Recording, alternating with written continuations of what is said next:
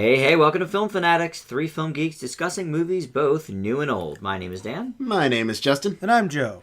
This week, The Avengers return, and Blake Lively never grows older in Age of Ultron and Age of Adaline, respectively. Juliette Binoche is an actress at a crossroads in her career in Clouds of Sils Maria, and Shailene Woodley has disappearing mommy issues in White Bird in a Blizzard.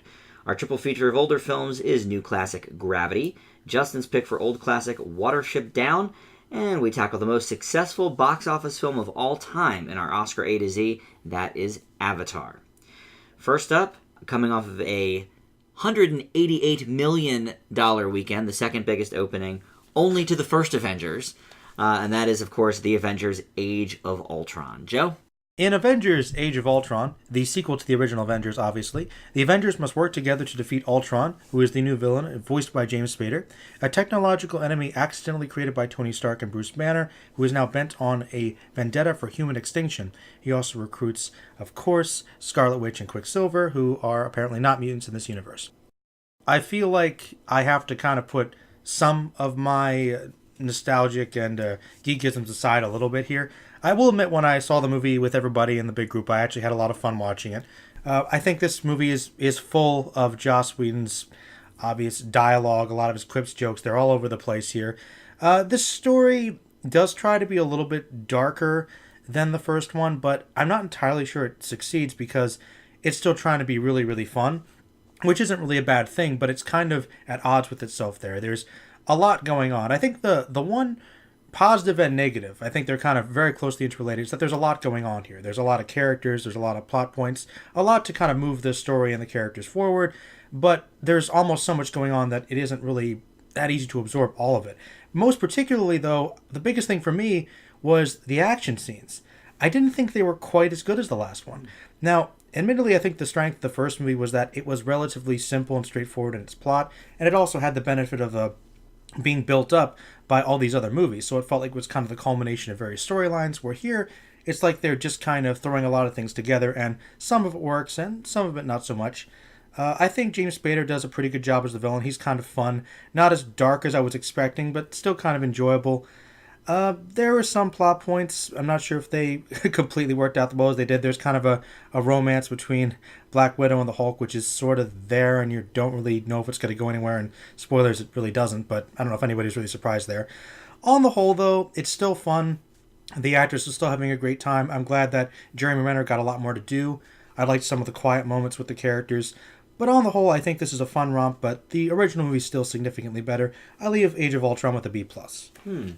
Well, one of the reasons that the original Avengers was such a success, other than it was a great film, but it was the first time we ever saw all of our favorites from the Marvel Cinematic Universe all together, and Age of Ultron, by design, cannot recapture that magic. But it does do a lot of things right. I actually kind of did like the romance storyline with Black Widow and the Hulk. I thought it was interesting. You're right, it doesn't really go anywhere, yeah. But it was cutesy. I can't say I hated it. I'm just not entirely sure if it was. It is what it is. Well, I mean, these movies aren't based around the romances. I mean, other than Iron Man and Pepper Potts, which even then isn't that great. Exactly. But I don't typically like the romances that are forced in movies. I thought this one was okay, but I feel like there's so much going on in this movie. This is just another plot point that isn't really that developed. Well, yeah, I suppose that's true. It might not be as developed as some others, but I thought it was all right. I liked Elizabeth Olsen. Absolutely loved Paul Bettany as Jarvis. I thought he did a great job. Spader as Ultron does a fine job as well. Didn't have any problems with him. Some of the other newbies I can do without. I'm coming around on Colby Smulders, actually. I wasn't a huge fan of her being in the series previously. Aaron Taylor-Johnson's okay. I'm not a huge fan of his. I thought his accent was terrible. Well, so was hers, to be honest. Hers was just thicker, I feel like. I thought hers was all right. That's a fair assessment. It's no Tom Hardy in Child 44. No, but that's a great Russian accent. No, but I did feel both their accents were kind of fluctuating a little bit, but, I did think that the action sequences were pretty good. I thought the story was very strong, and I do love how we got the backstory about Hawkeye's character. I'm glad that they did give Jeremy Renner some more to do there. But it does fall short of the first film in other aspects. For one thing, I never got the sense here that the Avengers were ever in that much trouble. I don't know if has something to do with knowing that everyone from the core group and then some is signed on for all of these movies. So you're not really going to lose any of the major characters. I think it's... Agent Coulson in the first movie. Yeah, that's understandable. You know? It's true. So the stakes never really seem quite as high as even in some of the lesser MCU films like The Dark World. I also think that since there was such a success going the comedy route with Guardians of the Galaxy, Age of Ultron is trying a little too hard with the jokes. Yes. I feel like they needed a better balance here, more akin to what we saw in Captain America, the Winter Soldier. But still, though it's not the original, Joe, I certainly agree with that. That was an A for me. It was in my top 10 of that year. But it was a lot of fun. One of the better recent entries in the Marvel Universe. I as well give it a B+. Justin, how about for you? When we reviewed the first one, I hit it pretty hard for Joss Whedon's TV background. I felt came a little too strong in the actual end product. This one avoids that, but only because it's just so downright chaotic. Instead of letting the imagery breathe and the action sequences speak for themselves, one of the things I really loved about the first film was it did such a great job of letting you take in the whole atmosphere, but also giving every single action sequence a story. Sometimes you have Thor and Hulk. Other times you have a really cool Captain America race against time story, which honestly gets better and better upon repeat viewings. This one, it's just chaotic because they're trying to get everybody in the same frame all the time, and it's just ridiculous and honestly kind of claustrophobic. In the end, it just ends up feeling like Whedon's sort of just charging forward with everything that he's got, trying to please everyone, and in the end, only hitting about maybe 60% of the time. Paul Bettany's great, I agree with you. Spader's good in spurts. There were these times where they basically turned him into a cartoon character for basically no reason. That's what he is. But it shouldn't be. I mean, I thought about it... Well, go ahead. I thought about it with Tom Hiddleston in the first movie, where he's ominous, but he also gets a couple, like, snarky one-liners here and there. Mm-hmm. Ultron tries to be ominous, and then you'll have these moments where he's, like, trying to throw in these really, really bad jokes to try and appeal to try and be more kid-friendly so it doesn't get too dark, because, God forbid, anything happens that takes the MCU in a darker alley. It's still fun, and I can't exactly say I didn't enjoy myself watching it. It's just really making me concerned about where the MCU is heading next, and I think it's throwing way too much too quickly. I leave it with a B. I will admit that there was a lot going on, and I think that they tried to envelop too many characters, and I didn't quite understand why some were in it during the fights and then some weren't. Like, Falcon shows up, like, at the very beginning and then never again until the final scene. But then War Machine was actually, like, fighting with them. Yeah. That didn't gel with me. Like, I didn't really understand why. I mean, I get it. They're all part of it. Yeah. There's also one giant plot hole with Iron Man that I'm still not entirely sure how to feel about. Iron Man 3. Not exactly a spoiler, but spoilery. Safe assumption about midway through the movie. He kind of figures out a way to control Iron Man without needing to be in the suit. Yeah. Right. Yet, in this one, he's in the suit the entire time, even though we know all well and good that he doesn't need to be there anymore. No, but he's Iron Man. That's basically part of the reason why there can't be an Iron Man 4, because he already has that sentience. He can control them right off the bat. Yeah, but I mean, people don't want more regular man. That was one of the big problems with Iron Man 3. That was one of my least favorite things in Iron Man. That he's out of the suit all the time. You go to see him in the suit. But that's sort of a plot hole akin to, well, how come in their own movies then they don't just summon everyone else to help them? Hey, can you help me out, Cap? Like, I mean, that's a minor issue, I think, for me. Yeah, I mean, you're right. He doesn't have to be in the suits. Yeah. He probably shouldn't be, but it's a comic book movie. You want to see Iron Man fight people. You know, it's just kind of that was one of my big problems with the third movie. Let's just see Robert Downey Jr. assassinate it's Robert people. Downey Jr. hanging out with a kid the whole movie. Like, so weird. Well, let's not get on Iron Man 3. Yeah, I was going to say, Iron Man 3 is a conversation for another day. But yeah, you brought it up. I apologize. Go ahead. But like I said, I feel like they weren't entirely sure how to feel about Guardians of the Galaxy, and then when people like the tonal shift with Guardians of the Galaxy being more playful, they tried to throw that in. I agree with you 110%. I think that's exactly what happened. It just feels awkward. Mm-hmm. And that's why I feel like Spader just is trying to have the same ominous presence and doesn't fit the bill at all. Well, I don't know. I kind of disagree with you there. First of all, you gotta go with the writing that he was given too. I mean, you're right. Not all the jokes are great, but I don't know. I got some laughs out of him. I will admit it's kind of an interesting interpretation for Ultron, because Ultron is basically a robot. I mean, really, he doesn't have much personality. He's like, humans are bad, kill them. That's pretty much Ultron. So they injected more personality, and he's basically the dark version of Tony Stark. So I thought some of the quirkiness and the humor worked because it sounded like you were listening to Iron Man talking. So that's kind of the reason why it didn't work for me. Which is another big thing. It's like they're also trying to foreshadow later things to come, Civil War particularly, and I don't know how I feel about Tony Stark just randomly going darker because the story needs him to. I don't know. I do think that his jump is maybe a little bit forced, but I think the whole theme of this movie was everybody does kind of have a dark side, and I think some of the serious moments did work, but the biggest issue with the movie, you guys kind of touched on it, as did I, is that it's sort of a balance thing, because it wants to be a darker story, and technically it is, but it doesn't really feel like the stakes are that high because Ultron's kind of a jokey, funny villain. Like, right. Hey, like he doesn't even really seem that determined or evil. No. And they're also throwing in jokes every single scene. Everybody's got to get in line. Hey, get my line. I'm just like, and so you'll have a joke about certain characters, and then that certain character dies, and you're like, okay, this is supposed to be emotional, but one character literally joked about killing him 2 scenes ago. So, it's kind of almost hinting maybe we shouldn't care that much about this person. You know what I'm saying? I do. So, yeah, it's uneven, but... Well, and when you throw this many people in, like, Thor, honestly, is barely even in this movie. The Hulk disappears for whole fights, too. Yeah. Right, the Hulk disappears for huge chunks of time. Hawkeye and Black Widow are both in this movie a lot more Which is than good. some of the main Avengers. Which I know they're main Avengers, but to be fair, the core 4 that have had their own movies. With the direction Right. that the team is going, it kind of makes sense. Yeah. By the way, the reveal at the end. So I'm kind of okay with that. Like, one big problem was, Black Widow and Hawkeye not getting enough time. They're getting more of the center. I agree with that. That's important. So maybe they're emulating it a little too much. But then again, if it is like the final big battle is like all the characters fighting Thanos, I mean, everyone's going to geek out even if it isn't perfect. So if they didn't give us that, we'd be disappointed. So I'm not sure what to do about that. There's 2 big concerns for me. The first is, what does that mean for Civil War? Because I feel like that's going to be the major determinant.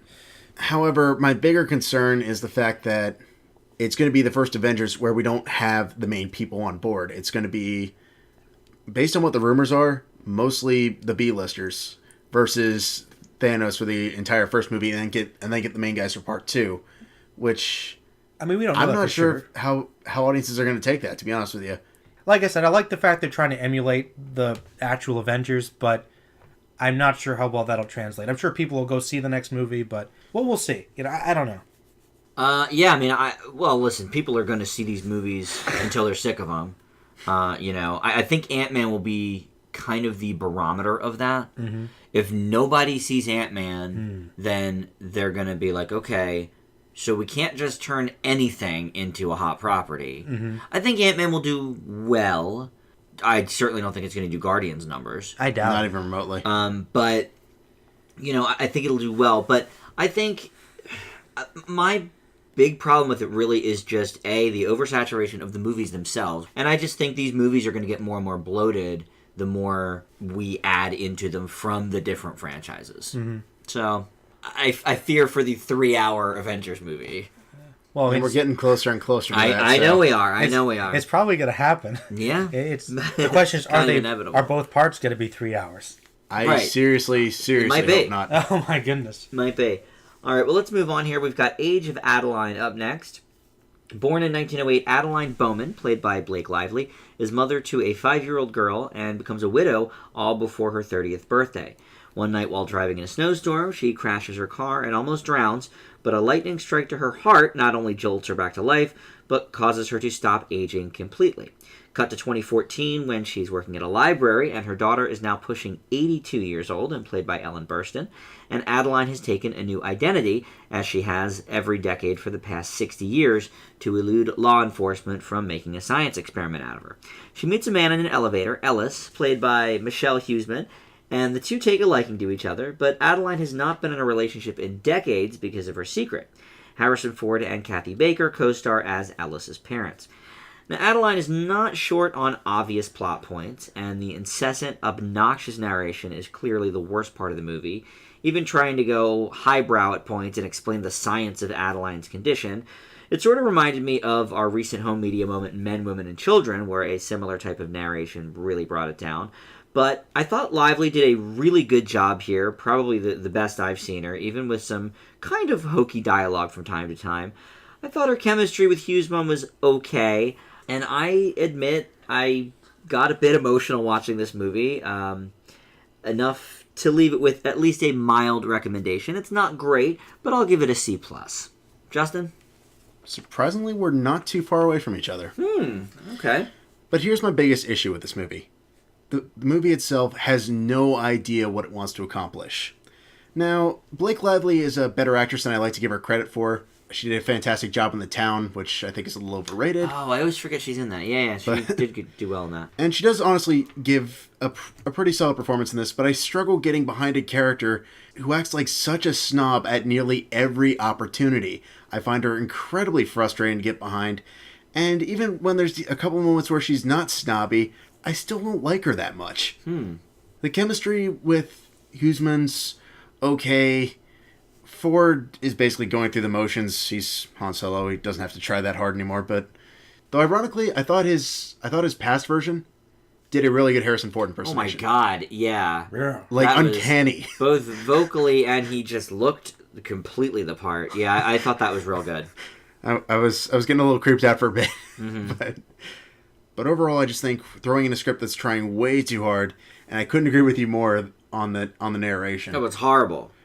And the fact that it runs on easily too long, it's just a perfect recipe for mediocrity, and I leave it with a C. Oh, I don't think it ran on too long at all. And I'll tell you this before we go to Joe. Please. I actually saw it twice in 3 days because Okay. I had 2 different friends that wanted to go see it. So even the second time around, I was not bored at all. I thought it moves. I thought the pacing of this movie is fine. I didn't have a problem with that at all. I didn't find her character snobby either. You'll have to expand on that more once we hear from Joe. I thought Hughesman was a bit of a snob, or I maybe snob's not the right word, but certainly a bit full of himself. Joe, what did you think of The Age of Adaline? Well, he was kind of wealthy, and he was, He was. philanthropist. So, I don't know. He had pretty cool data ideas, I guess. So I don't know if he was really super full of himself. He was confident. Okay, it's all right, maybe that's true. I have to disagree. I don't think she was a snob. I think she's sophisticated. But yeah. I mean, she was. Sophisticated snobbery. I don't think so. I didn't get that. I thought she had class, honestly. I liked that. To be honest, I thought this movie was honestly hitting a lot of the numbers you'd expect for romances to do, but I really liked the whole immortality aspect. I thought it kind of added an interesting element of fantasy, and I liked the performance in this movie. I think that she was an interesting character to get behind. I thought it was an interesting commentary on the possible downsides of living forever. Yeah, I that's think for sure. I think it evoked some pretty good emotions. I thought Harrison Ford was not phoning it in. I thought he did a pretty good job. I liked him. For what he had, I guess. Yeah, for what he had, I thought it was fine. But I do think his impressionist did a great job. That I thought they Really were almost dubbing it in there, but no, it was him. It was pretty impressive. No, I actually pretty enjoyed this movie. I kind of liked the narration. I thought it kind of added a cool, fantastical element to it, like a storybook aspect. It was pretty cool. That Alec Baldwin-esque type thing. I was thinking more Rod Serling. At times he was trying to hit that Yeah. that same pentameter. Maybe that's why I liked it. But I thought Could be. it kind of felt like an extended Twilight Zone episode. It had like a little moral at the end. So I enjoyed it. I leave it with a B. Oh wow, very good. Interesting. Justin, can you give us maybe an example of the snobbiness? Like, I'm just thinking, like, all the times that she's at parties and things like that, she's acting like, oh, I'm so sophisticated and guys can't touch me and la-di-da. It's Well, like, you're such a When does snob. she doesn't act Yes. like that. No, Guys can't touch her You did watch the movie, yes? twice in 3 Hey, days, remember? I take your word on that. I'm hey, just... it's not snobbery. She's been around forever, so she knows everything people are going to say. And she also... Which is fine, but I mean, even take the scene early on where she's talking to the cabbie. It's like, even the cabbie's like, "You want my job?" There's a difference between being a know-it-all and just being a downright snob. She knows the way to get around the city. She's lived there for 110 years. Think about it. If you've been I alive for don't 110 care. years, It doesn't give you an excuse to be a She's downright not a snob at all. I don't think She's a she's total I think snob. she just knows stuff, and she gets tired of hearing the It's same like, stuff oh, over and over yeah. again. Like, oh, do you know where this is? Oh, it's over there. Well, I mean, it may also be to the fault of the fact that the script is just beyond pretentious, but I don't think it's that pretentious. it's pretty pretentious. I mean, maybe there are elements of that, but I still think the overall message that it's trying to convey isn't a bad one.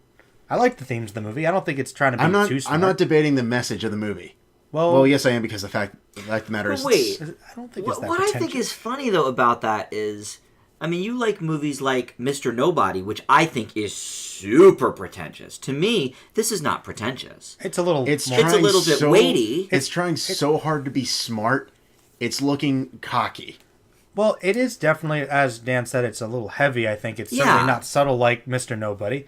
But, I mean, to be honest, the level of pretentiousness you could convey is probably equal for both films. And Mr. Nobody's just a little bit better at hiding it. And the difference is, Mr. Nobody actually had something to say. Here's what Age of Adaline has to say. Love is good. That's about I it. think it has more to I say disagree than that. completely. I completely agree with Joe that this adds in a lot of factors that, you know, make you think, okay, well, if I live to 100 as the same age, you know, what kinds of problems do I face? You know, I mean, she hasn't had a relationship in 60 years because and that's why guys can't get with her, by the way. It's not because she's a snob. She doesn't want to get close to because she people. can't get close to By anybody. acting like a total snob. However, But it's weird. It's deflecting, Justin, because she doesn't Yeah. want to have that connection. So Listen, she's Like, her you know- best friend is this blind woman. know- God bless her soul. which is a plot point that goes nowhere. yeah, I agree with you. But the thing is, if you had to go through what she had to go through, you might be a little bit cold and detached. You can't forge relationships because, spoilers, the dogs die. Yeah, she's seen. know what I mean? Like, all she's the time. seen about Not the 20 puppy. dogs die. You know. She has seen her child grow into her 80s. I mean, It's a little I think weird. these are kind of heavy subject matters. It's kind of looking at things in reverse. It's kind of Button-esque, whole concept of aging and looking at things over time. You know, how you reflect on things. I think this movie has a lot to say. Is it handled expertly? No, but I can't really say it's bad. It's more than just love is good. That's basically it. I mean, you look at the very, very I end think of you the missed movie. the points then. No, I mean, they're trying to say something more sophisticated, but it's so pretentious and snobbery, it's like, no. All right, well, let's move on here. Clouds of Sils Maria is next, and that's with Justin. Okay, so in this one, Juliette Binoche plays Maria Enders, an actress who owes her entire career to a breakout role for playwright Wilhelm Melchior's Melodious Snake, as both play and the film in her 20s. Is Harry Potter related in some way? No. Malicious snake. What a name. However, when Maria learns of Melchior's death through her assistant Valentine, played by Kristen Stewart, she is approached to perform the play again, but in the role of an older woman, to which she struggles with as her part goes to a cocky American actress played by Chloe Grace Moretz. In 2012, when the Twilight franchise was basically ending, I joked that, honestly, out of the three main actors that were in it, the only one I wanted to actually have a legitimate career afterwards was Robert Pattinson. After this movie, I would like to retract that statement. I feel like Binoche and Stewart play off each other beautifully, and they have chemistry in a way that is both funny, poignant, and offers a really interesting perspective on what it means to get into the role of a character acting wise, and where stage and film sort of differ in terms of preparation and other components of that. However, I do think it gets a little all over the place at times. There are moments where it tries to throw in a little bit of experimental editing and a bunch of surrealistic cinematography that's very cool to look at, but doesn't always complement the story in the best of ways. And I do think the ending goes on about 20 minutes too long and frankly ends about 3 times. It's not enough to bring it down significantly, but it is incredibly noticeable, and I leave it with a B+. Well, Joe didn't get to see this one, but before I go, I'm still shocked that Kristen Stewart didn't grab you in Still Alice. I thought that was such a good performance. That was the one that did it for me, I like personally. Still Alice, she did a good job. This was like, wow, she can actually act. All right. Well, I thought that this movie really took a while to get going. The entire first part is a throwaway to me. You could have summed it up in a 2-minute conversation between her and Stewart, I thought. I do agree that the chemistry between the two is great. I think they have a lot of really good scenes together. But it still takes its sweet time kind of fleshing these characters out once we even get into the interesting part of the movie. There's just the right amount of Chloe Grace Moretz here. We've talked, like, you know, in The Equalizer, she's not in it enough. So, you know, other movies, maybe we see her too much. But oddly, I thought this was one of her worst performances, and I feel like that is the way her character was written. She's supposed to be, like, basically this Lindsay Lohan bad girl, you know, that grew up in the spotlight, and now she's, you know... pretending to get cleaned up, but not really. Right, exactly. It was basically a caricature of a character. I thought Moretz did with it what she could. what she could, because I think she's a great actress, but I thought her character was just terribly written. I thought Binoche gave a knockout performance. I will say that, in addition to her chemistry with Stewart. And I do like the themes that the film covers about aging in the industry, though it's really not much that we didn't already see in Birdman. No, I mean, this is definitely a different spin on Birdman. It is. I think it's a little bit more biting than Birdman, but not in a good way. Birdman was more or less taking like a couple jabs here and there at the entertainment industry. This one's flat out like bashing anything that's mainstream. I suppose in a way that's true, yeah. But it is still sort of the difference of film versus the stage, Right. as you kind of mentioned. Yes. I was actually quite bored with this movie. It's a C+ for me. I did hate the editing. I thought there was some really just, I don't know, maybe not corny, but just these experimental editing shots that I don't think worked. No, I mean, the problem was I think there was like 2 really good opportunities to end it, and it would have been perfect. Instead, we also have this epilogue that, honestly, I don't think needs to be there. It's not bad. I agree. They could have axed it completely, or maybe, well, first of all, don't call it an epilogue if it's 25 minutes. Yeah.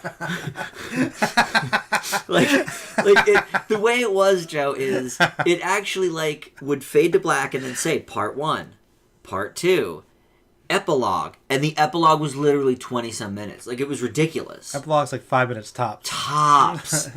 So that dragged it down for me. Did I just miss it? There was no part 3, right? It went part 1, which was No, you're right. 25 minutes maybe. Yeah. That Part was 2 and throwaway epilogue. part for me. Part 2 was an hour and a half, and then another 20-25 minutes for epilogue. There's Right. a script for you. What's the point? That's, I don't know. It reminded me, Justin, of how much you hate when Magic Mike shows the months.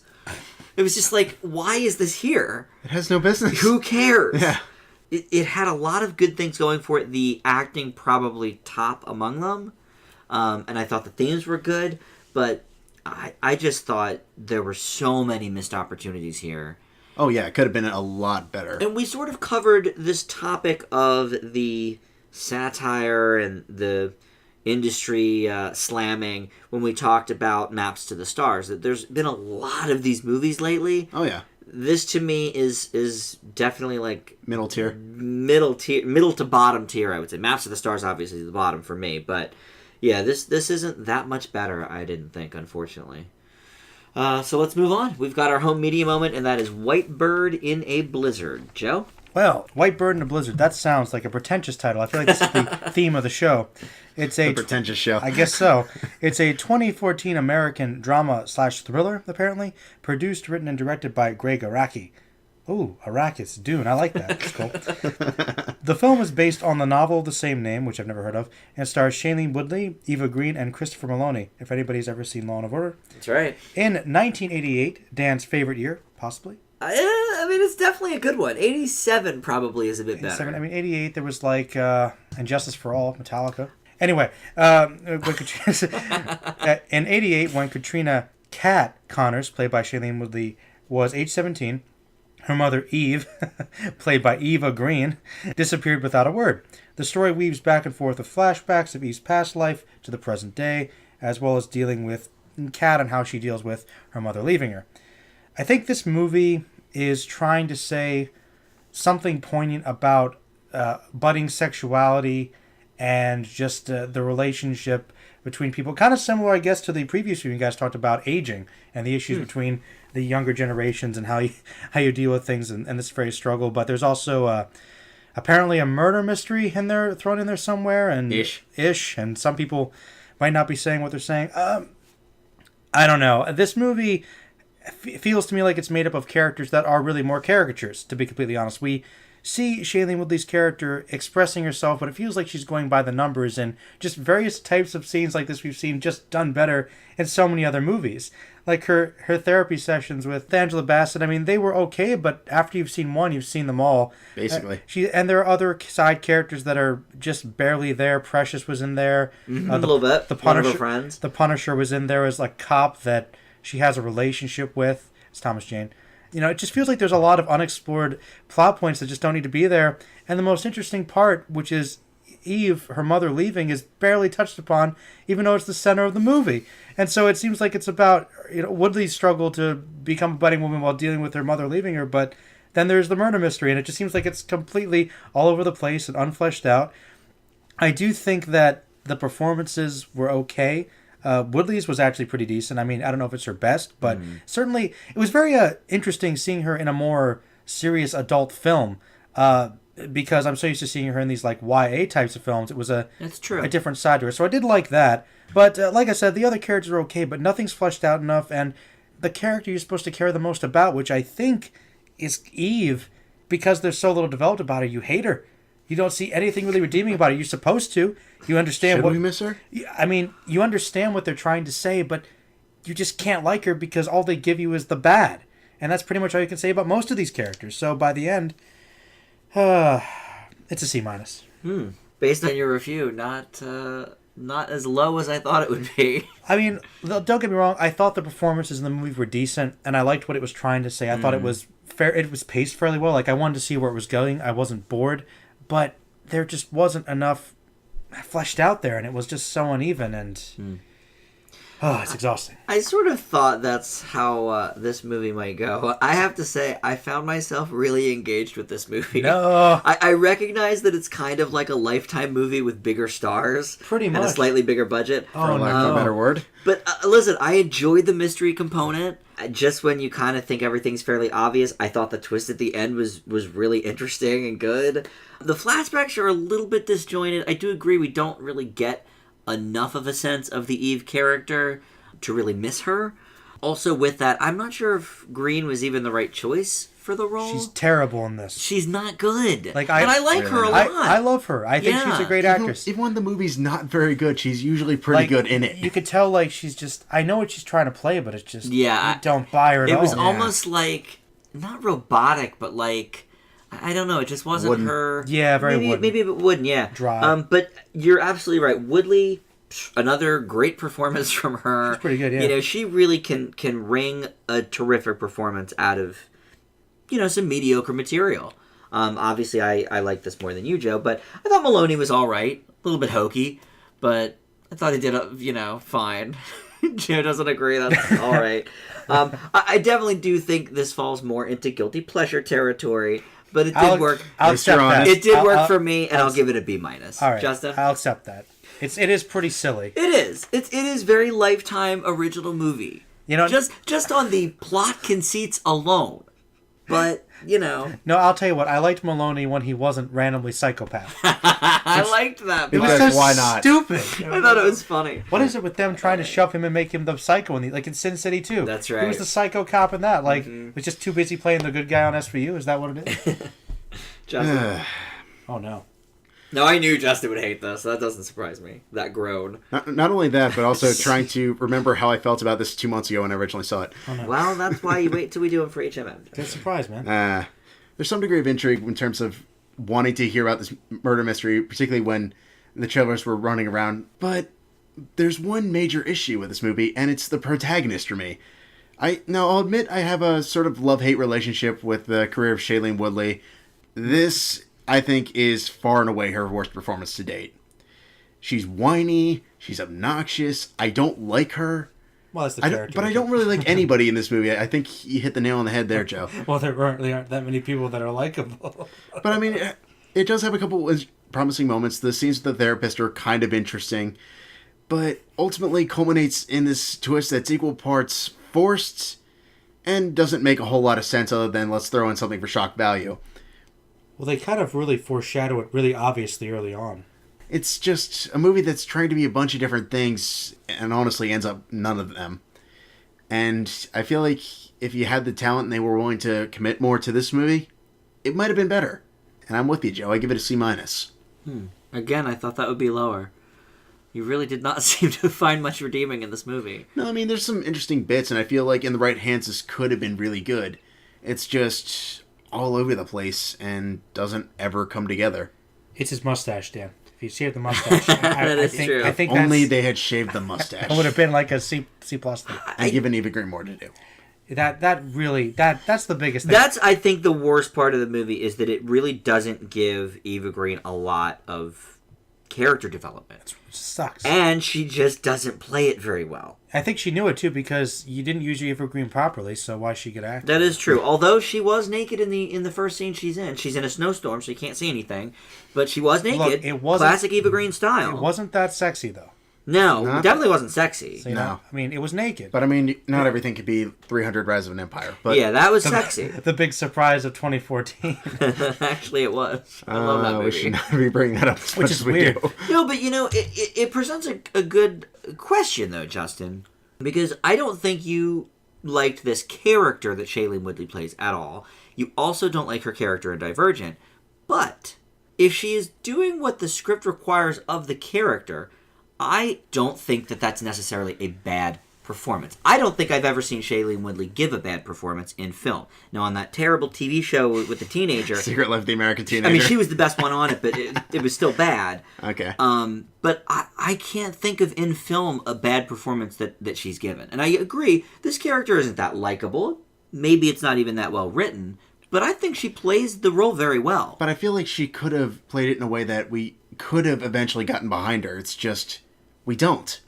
But that might be more of a writing issue, though. Yeah, I think it's more of a character issue. But you still need to understand the character to make us want to care about them. Instead, she just goes through the motions, pretends to play stereotypical teenager. I think that's what they were trying to do, to be honest. I feel like that's what the character required. Which is why I don't think it was that good, but I don't think that speaks ill of her performance. There's requirements, and then there's going beyond the requirements, which I think is a necessary component to acting. I don't think she commits to it. Justin, I don't think every performance ever has to go beyond the performance, because sometimes that can lead to overacting. Sometimes you have to fit what the role requires, and it works. Yeah, but just going through I'm a teenager, whine, doesn't get you anywhere. I feel like also, though... you never really take into account what these people are going through, because we had this discussion with Divergent with the same actress here. Her mother did disappear under mysterious circumstances. I don't know. I do legitimately get that, and I think that could have been the basis for great drama, which is why I don't think she commits to it enough. I actually am okay with the way her character was. She kind of moves beyond it. She's like, you know what? Fine. She left. I'm dealing with it. I mean, like, except they he's had not problems. really. Yeah, they had problems, which you're going to have. But I like the fact she was trying to not be completely sapped upon it. What was there to be? There was nothing we knew about her. Oh, she that is true. Wanted to have sex with the whatever. Exactly. Yeah, the guy. Yeah, which the is guy. Strange, forced, and odd. Well, why is it strange? But college girls don't have sex with people, Justin. But you know I'm what? not denying that. The twist was good though. Yes, I did like the twist. I will admit, I didn't see that coming. Yeah, I didn't either. So that's why I think it's funny that your grades are the same, because you seem to like it a bit more than Justin. Like, I can kind of see there were good things about the movie, but like for me, the fact that I couldn't get behind any of the characters and the fact there was no Eva Green in it was seriously minimal green, I would say. Minimal green. Yeah. Maybe 5 minutes of screen time. So yeah, those were my big detractors, but I think it was okay. I just think it's one of those things where we've seen this type of story done a lot better in other movies. I can agree with that. But it kind of is what it is, and it's got some problems. But yeah, I think you hate it more, Justin. I do too. That's why the grades are surprising. No, it's just one of those, like, we're on the same page in some regards. It's just where some things you found positive, I found negative. Some things you found negative, I found relatively positive. That's true. Like, I honestly do stand on my point that I think in the right hands, this could have been a very good movie. Oh, yeah. But I think you have to base it on the hands that it was in. Which I am, and they weren't. It was slightly below mediocre, which is what I give it. If you took it away from the fact that it could be a better movie and just take it upon what it is, what would the grade really be? Because to be honest, any movie could be a good movie in the right hands. That's kind of conjecture. Walking with Dinosaurs could have been a good movie. I wish that it could have been if better. If you didn't have Leguizamo, doing his shtick the whole movie. I don't know, Dan. I think there's some that are kind of dead on arrival. But I don't know. I will say it again. They made a documentary. Just put it on the screen and make it a Disney nature movie. Okay. We're getting horribly off topic. Let's bring it back. I just like to bring up Walking with Dinosaurs. Just see the Joe rant. I could kind of see the guilty pleasure. I didn't really think it was that bad. It's good. I thought it was just kind of mediocre. But if you were able to find something fun about it, I kind of liked it. If there was guilty pleasure caliber of this for me, I could have forgiven some of it. But I thought it was deadly serious the entire time, so I couldn't. Well, before we move on to our triple feature of older films, quick news item. These images from Suicide Squad, which is upcoming and pretty anticipated, I would say. Surprisingly. popping up. First, we saw Jared Leto as the Joker, and then we've got these other ones. Margot Robbie, who Joe and I both really enjoyed in Focus earlier this year, is doing Harley Quinn. As well as Will Smith, of course, as Deadshot. is in this. Yep, Deadshot. These other people I don't know. Adam Beach plays Slipknot. Jay Hernandez plays El Diablo. Don't know who they are, but Joe, have you seen all of these pictures? I actually did see a couple earlier. Yeah, so there's a group photo of, I guess, everybody that's in it. There's, 9 bad people guys, in it, yeah, it looks like. It's actually pretty cool, yeah. So, I mean, what are your thoughts? You, I'm sure, know this much better than certainly me and probably Justin. Yeah, I know about the Suicide Squad. I still think it's a really weird direction, but based upon everything that I've been seeing with all these news articles, and I feel like the fact that Suicide Squad is actually being promoted more than Batman vs. Superman. It really is. It's like people are with actually... these leaks. I think it's maybe it's the Jared Leto, maybe it is the Will Smith casting and Margot Robbie as well, because they had that chemistry in Focus. That is true. But based upon these photos, I think the look's decent. I mean, it's definitely going for more standard DC, where it's going darker with what they're doing lately, and it's not as blown up and as superheroic. Based upon these images, they look good. I like the way Will Smith looks. I mean, he doesn't have the mask. Not in this photo, no. But yeah, I think another one. In this one, no, I did see a close up with the side of him with the helmet. I think the look looks pretty good. I mean, I'm kind of excited for this movie, but I just think it's a really weird choice. I know they're trying to cap off the Guardians of the Galaxy thing, right? So really, I want to concentrate more on the whole Batman versus Superman thing. But here's my issue with that: Guardians of the Galaxy is playful. Suicide Squad is usually pretty serious. It's more or less like a superhero heist movie, if anything else. Well, but this harkens back to a conversation we had, I don't know how long ago, 6 months maybe, when we talked about, these Marvel movies being very fun, and all of the DC stuff is super dark. And I think that hurts it. Yeah. I don't know how it plays in with the Suicide Squad. I'm not that familiar with them, but... Well, to be fair, the Suicide Squad is darker in the sense that it's more violent, but it's more like Deadpool. It's kind of tongue-in-cheek fun. Okay. So... It seemed to be just from the Joker picture. Yeah, because, I mean, the Suicide Squad, they're, once again, it's not like the A-list bad guys. It's mostly the lower-level people, the government forces to do good stuff. Mm-hmm. So it's going to have some comical possibilities. And I agree with you, though. I think one of the bigger problems with DC's movies is that they're trying to kind of all follow the Dark Knight and make everything Batman. Most of DC doesn't lend itself to being that dark all the time. Mm-hmm. Sometimes, sure, but it can be just as bright. It doesn't always have to be. No, it can be as bright and colorful as Marvel. They're just trying to distinguish themselves as being darker because Marvel's so bright. Right. They're going to offer that other alternative, which I think is fine, but a little more levity might be nice. So I'm actually kind of looking forward to this movie. Okay. I think a lot of people kind of are, which is strange. Yeah. Justin, do you think it's weird that they are sort of focusing more on this, at least lately, than the Batman versus Superman thing? I mean, the other one's not even out yet. I feel like this one's...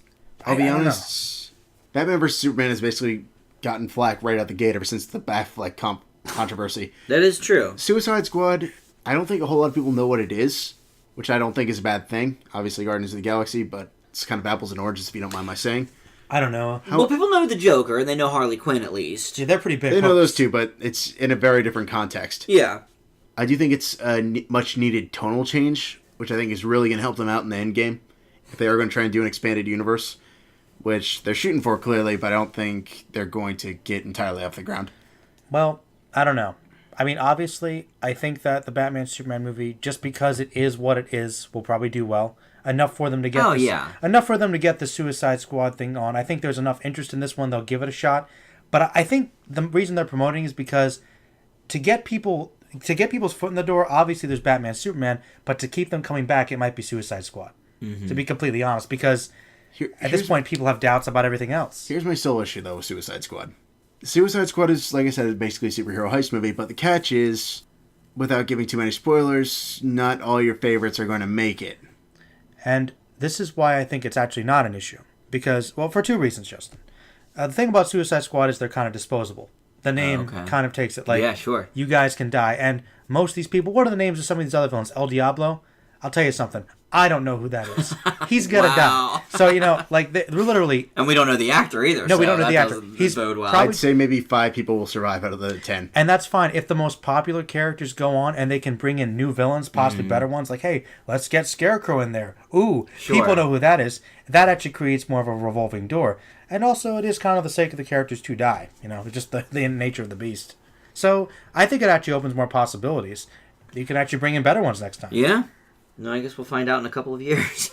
Yeah, 2017. 2017. Is it 2016? Yeah, it comes out, I think, 2 months after all Batman right. vs. Superman. All right, very good. So next summer will be the DC summer. Basically. This summer is Marvel, next year's DC.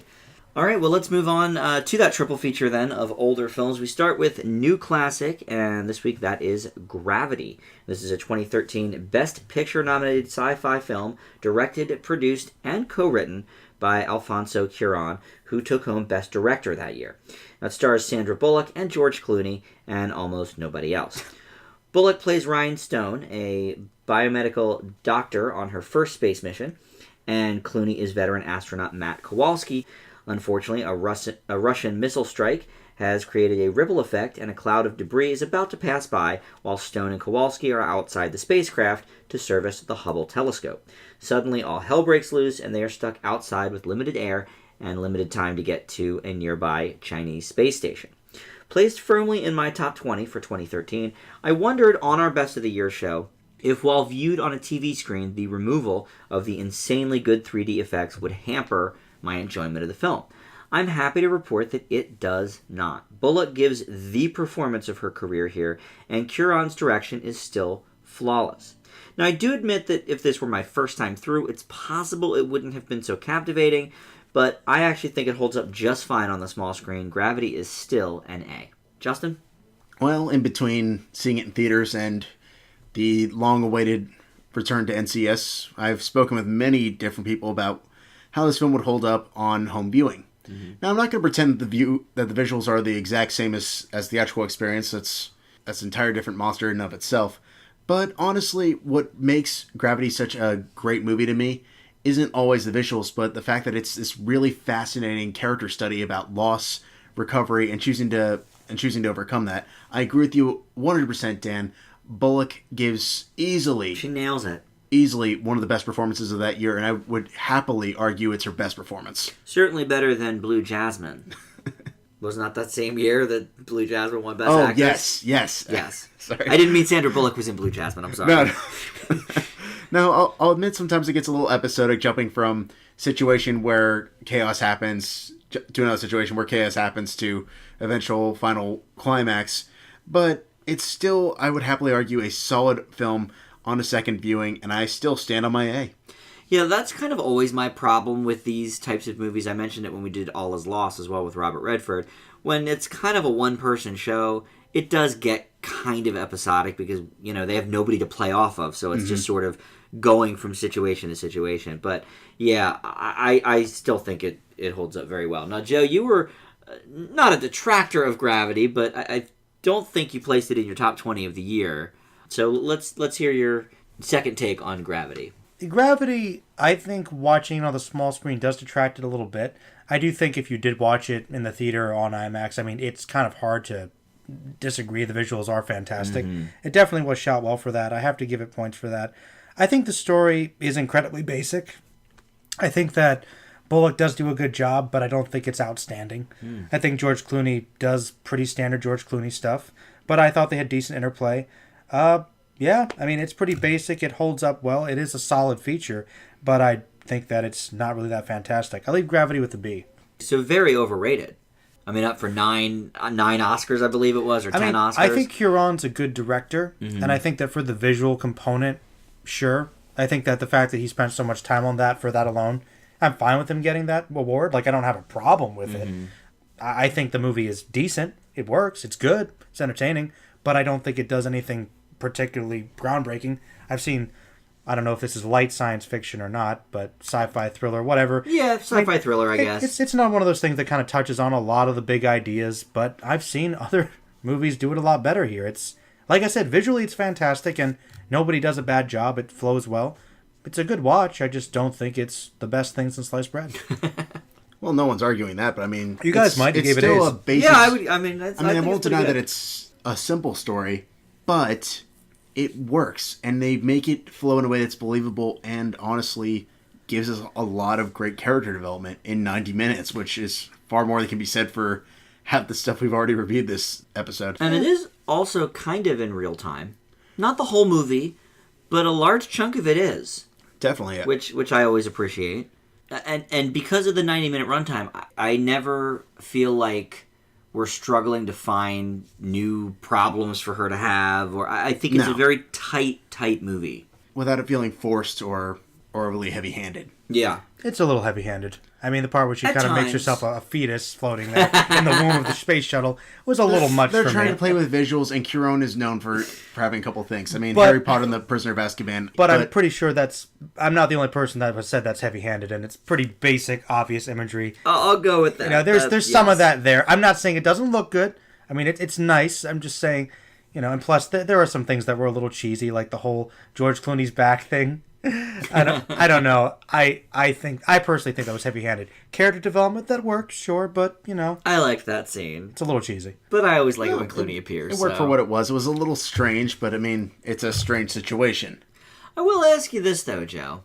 I mean, Justin and I here are extolling the virtues of Sandra Bullock. You mentioned this wasn't, this was a standard performance. Good performance, not great. Do you think Bullock has better performances, or is it just Bullock's not that great an actress to begin with? No, I like Sandra Bullock. Okay. I just think she's better at comedy. I do think she's great at comedy. I mean, I think her dramatic performances are decent. I'll be I'm honest. surprised how good she is at comedy, actually. Like, really? Yeah, just because she didn't start out doing that. Like, well, I mean, the thing is, I kind of have this weird idea of Sandra Bullock. Like, she does a good job. She has a good performance, certainly. But I think that when she was acting panicky, it still kind of comes off as her being a little bit silly.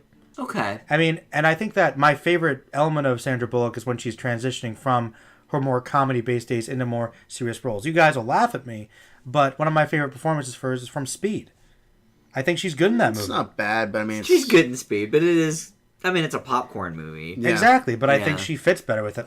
I'll be honest with you, I liked her better in The Heat than here. Yes. You know what? You gave the Heat an A-. So, you know what? I like her. I like her when she does comedy. And And you know what? I sort of retract the statement I just made that she didn't start in comedy. She actually did start in comedy because one of her first big roles was the TV version of the Melanie Griffith film Working Girl. And it's true.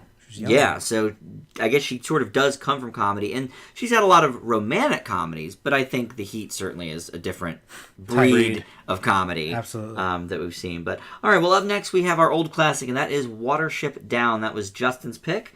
So Justin, let's hear about it. John Hurt and Richard Briers voice Rabbit brothers Hazel and Fiber, living peacefully in Sandalford until Fiber receives an apocalyptic vision heading slowly but surely to their home. The two escape with 6 other rabbits on a journey to try and find a new safe haven and bearing the perils along the way. Now, for anyone unfamiliar with this movie, Watership Down is an incredibly dark film. However, I think it's also a very beautiful film. I really love the animation for this movie. I think the landscapes are absolutely gorgeous. And I think that the way they design the animals themselves is really, really impressive for a late 70s animated movie. And I think at 90 minutes, the story moves at a brisk pace, but it doesn't underplay the brutal nature of the storyline. It strikes me in a way sort of as Where the Wild Things Are did a couple years back. It's technically a family film, but it's not really a family film. It's about a lot of different things, which I think is one of the coolest components of late 70s, early 80s animated films. Though, with that said, I think the story does move a little bit too quickly for 90 minutes, and underplays some of the deeper concepts, sometimes skirting along the edges. There's a really long prologue, but then you only see it come back in spurts until the very, very end of the movie. But otherwise, I think it's a really unique and very, very interesting animated film that I wish was talked about more, and I give it a B+. Joe, how about for you? Well, this is a very interesting movie. I think the animation is definitely very unique, and it adds its own unique style. That does make it stand out. But I think the palette sometimes, personally for me, seemed a little bit dark and murky and honestly kind of ugly sometimes. I think that's what they were trying to go for because the story is so dark and and quite dangerous for certain. But I think that it does touch upon some great performance here. I always loved John Hurt, and I think that the other cast does a pretty good job as well. I think that the story does drag a little bit at some points, and maybe that's because they don't touch on everything. In honesty, maybe they're touching on certain things like, well, it does border on episodic. It's kind of like, it's facing the basic perils of the natural world. But once they kind of get into the third act, it got really interesting again. I kind of wish we spent more time there. Kind of once we had exploring the final conflict. More of a socio-political commentary as well as the real antagonistic force there. I mean, that's kind of what this movie's known for, and surprisingly, there isn't as much of it there as I would have liked. But I really like the imagery. I kind of like the surrealistic dream sequence. I think that, like I said, some of it's a little hard to absorb at some points. I think the pacing is a bit off, but it still has some really cool animation and voice acting and a pretty powerful story. And I do like the fact that it does kind of exemplify some of the darker aspects of animation. However, I really don't think it's a movie for kids, at all. So I'm going to leave this one with a B. And Dan, my question for you, you can do this afterwards, but I know your biggest issue actually with The Hunchback of Notre Dame was you felt like it shouldn't have been for kids. Correct. I personally think this, I think that not only is some of the imagery in this movie really too disturbing for kids, especially small children, I think some of the basic concepts might go over their heads. I think it's a very adult-themed movie. I agree with both of those things, actually. I do think that it's not a kid's movie for both of those reasons. I think it is a bit savage and disturbing. And sophisticated, too. And yes, I believe that a lot of the concepts are just not really for kids. Even the dialogue seems a little, it's not designed for little kids. But I've never even heard of this movie before, let alone seen it. So I didn't know anything about it. To be honest, I wasn't really that captivated by it, but I liked the animation style for sure. I liked that the rabbits are not of the cute, cuddly, animated rabbit variety, nor are they of the wise guy Bugs Bunny variety. No. They're very realistic, and they act kind of like people. They're very savage at times, poignant at others. The Where the Wild Things Are comparison is not completely unjust, I don't think. The animation on the whole is kind of murky at points, but I think you're right, Joe. I think that's sort of the vibe that they wanted because of the themes of this movie. Especially for being hand-drawn in the late 70s by someone other than Disney Studios. I mean, who even... that was before Don Bluth, too. I mean, True. Who could even think of who was making animated movies in the 70s? Ralph Bakshi. Oh, that's true, I guess. That was a whole different monster. Though he's not for kids right, at all. I was going to say. But the story is decent. I wish I was a little more engaged with it, but I do admit that I like what they're trying to do here, but it is not for kids. No. I do agree with that. I give it a B as well. Okay, so a little harsher than Hunchback. Oh, yeah. Yeah, I mean, it's not... I don't think it's as good of a movie as Hunchback. Okay. For sure.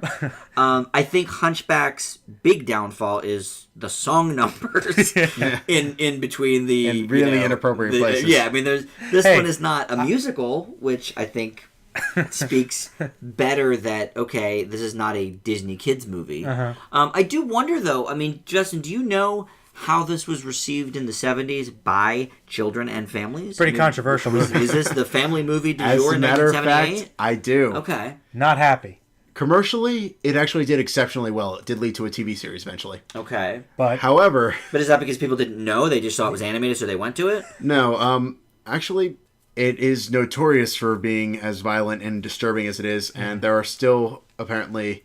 children of the time that are still scarred from this movie to this day. It's well, why would you show that to a 5-year-old? It doesn't make any sense. Well, the book was pretty Because popular. it's an animated bunny movie.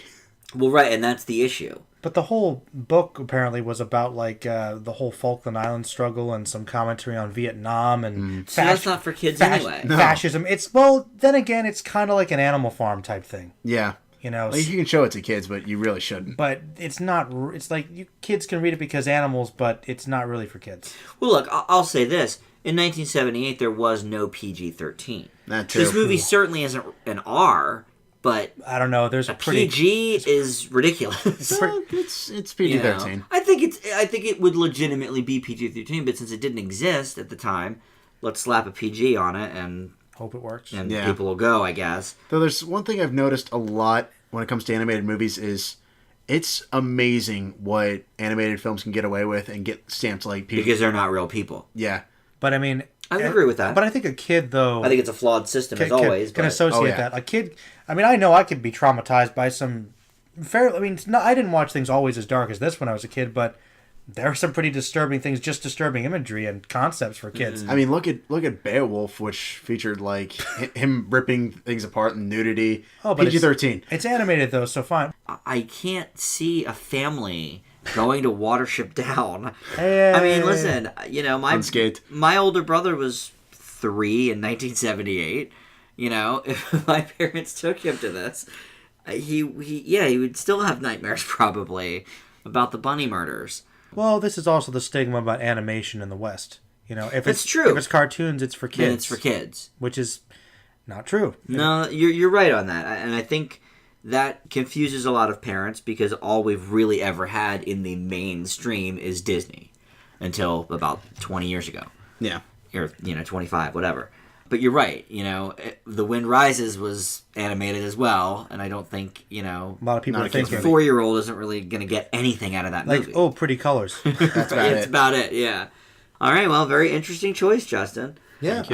Yep. Up next and up final is our Oscar A to Z, and we're up to the highest grossing film of all time. That is Avatar. It came out in 2009. It was nominated for 9 Oscars, including Best Picture, Director, Editing, Score, Sound Editing, Sound Mixing, and the 3 that it won were Visual Effects, Art Direction, and Cinematography. Makes sense. I could go with that. Joe, let's hear about Avatar. The long-awaited Avatar. Interestingly marketed as James Cameron's Avatar because he's king of the world, is the 2009 American epic science fiction film directed, written, produced, and co-edited, because he had to oversee the editing, of James Cameron, and starring Sam Worthington of such great classics as Wrath of the Titans, Zoe Saldana of Star Trek, Stephen Lang, Michelle Rodriguez, and Sigourney Weaver. Always wonderful. The film is set in the mid-22nd century when humans are mining at a room-temperature superconductor called unobtainium, trying to get that mineral from Pandora, this lush, habitable moon of the gas giant in the Alpha Centauri star system. The expansion of the mining colony threatens the colonial existence of a local tribe of Na'vi, a humanoid species indigenous to Pandora. They look like blue cat people. The film's title refers to a genetically engineered Na'vi body with the mind of a remotely located human that is used to interact with the natives in Pandora. Specifically, we focus on Jake Sully, a crippled space marine who takes on this task, learning from the Na'vi and finding his loyalties shifting throughout the film. This is a movie that definitely has gotten a lot of accolades and, interestingly, a lot of hate in the years since then. And I think some of it's kind of understandable for both. When I saw this movie originally, I was on the Avatar bandwagon. I don't know if you guys know this. I loved Avatar. I really did. I thought the visuals were fantastic, like everybody. And I thought the story, while basic, was engrossing enough. I was just so encapsulated by this world, as I think you should be. But that does leave the story, which I think has been done before. But it's pretty basic. It works. The characters are enough you can get behind. I think the Na'vi are interesting. Does it deserve to be regarded as the best film ever? No. But it does have some good visuals, and it touches on some pretty basic sci-fi themes, but does them mostly well. Is it Dances with Wolves in Space? Kinda. but Dances with Wolves was a great movie, so it's a pretty good model to go after. I'll leave Avatar with a B+.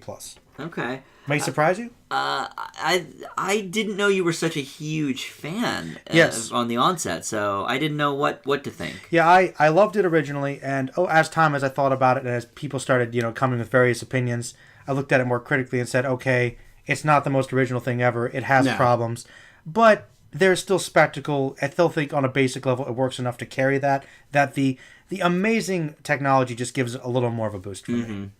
Well, yeah, it was definitely a lot easier to be taken in on this film upon its original release in the absolute 3D glory where I saw it.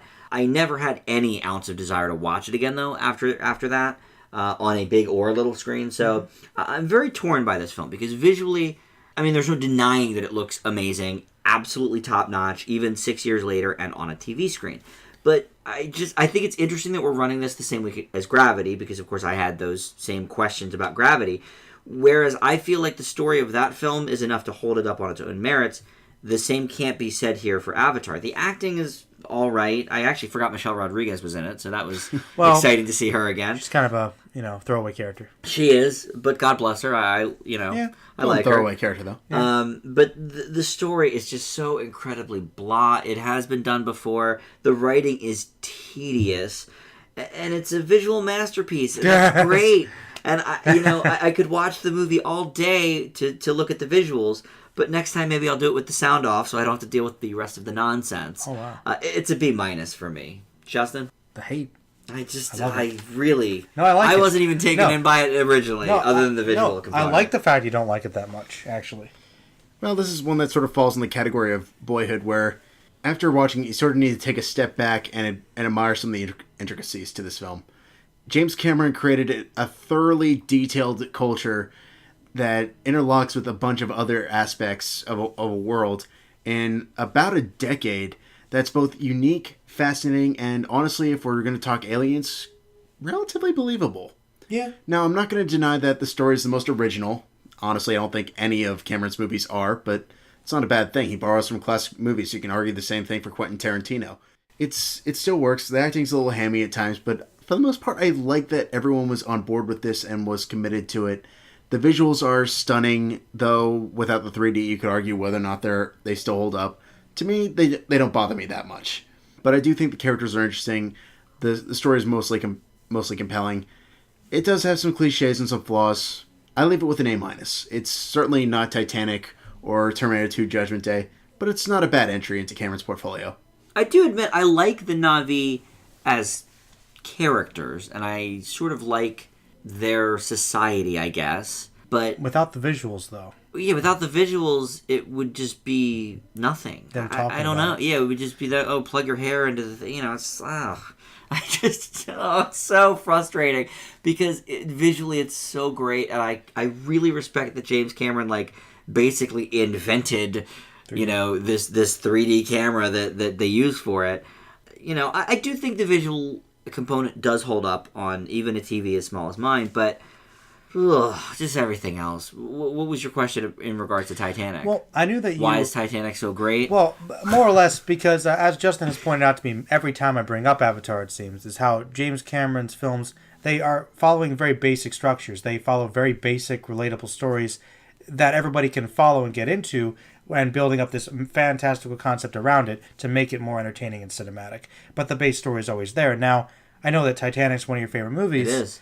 And Avatar has actually been kind of derided as being up there with Titanic, also a big success, and having a lot of the same criticisms that Titanic has. So for you, what do you think is the difference between Titanic and Avatar? Because I think Titanic is a better movie, but not by a whole lot much. Okay. Well, a better story for one thing. Okay. Very engaging. For the visual component, Similar issue. I can't say it's as good as Avatar. Still looks good, though. But it still looks great, and for the late 90s, I think he was doing a lot of really revolutionary stuff with the entire post-iceberg sequences. Yeah. The actual sinking of the ship. The dialogue's great. The characters are great. The romance is a lot better. But people would say that's that it's falls debatable. into cliches but and standard stuff. People would say that. It does. I Titanic's suppose. Taitanic's been called Romeo and Juliet on a boat. So. It's. I'm just saying. That's once again, fine. Pretty basic. But who better than to have Romeo from the Baz Luhrmann Romeo and Juliet in your movie?